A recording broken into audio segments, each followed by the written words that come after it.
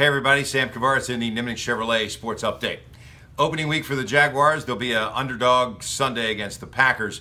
But if you're going to play against the Packers, who many people think could win the NFC this year, you want to play them early in the year before they find their stride and their rhythm. They do get Jordy Nelson back. They've got Randall Cobb. They obviously have Eddie Lacy, and they have Aaron Rodgers. So how do you attack that? Well, you get a faster and a smarter defense, and the Jaguars certainly have that.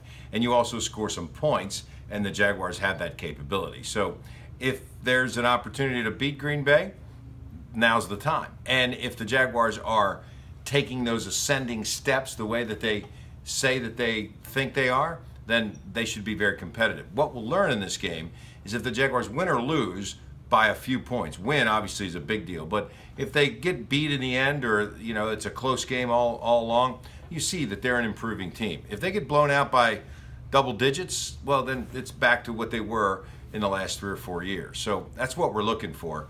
How do they perform on the left side of the offensive line? What happens in terms of pass rush with both Yannick Ngakoue and Dante Fowler? And is the defensive backfield, where they spent draft picks and money, that much better? And it should be evident right away. So it should be a fun game, nearly a sellout, lots of Green Bay fans there. Weather's supposed to be good and hot. And what you're looking for as a Jaguar fan is Chris Ivory to be starting to carry the football in the fourth quarter a lot, just to pound those guys into submission. Whether that happens or not is in question, but that's what you're looking for as a fan.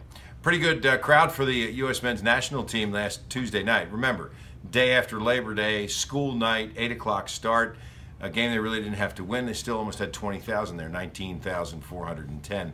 I thought it was good. Jacksonville's always been good to the U.S. men's national team, and expect them to continue to come back here to play in some of these games. The Scotland game with 44,000, the Nigeria game with 52,000, and then this one at 19,400 continues to support the U.S. men's national team, and rightfully so. And the Florida Gators are back in action against Kentucky this week. Last week, in a rainy situation at Florida Field, at Spurrier Field now, you saw them be able to get some things done against an overmatched UMass team. Kentucky will also be overmatched, so will North Texas State next week.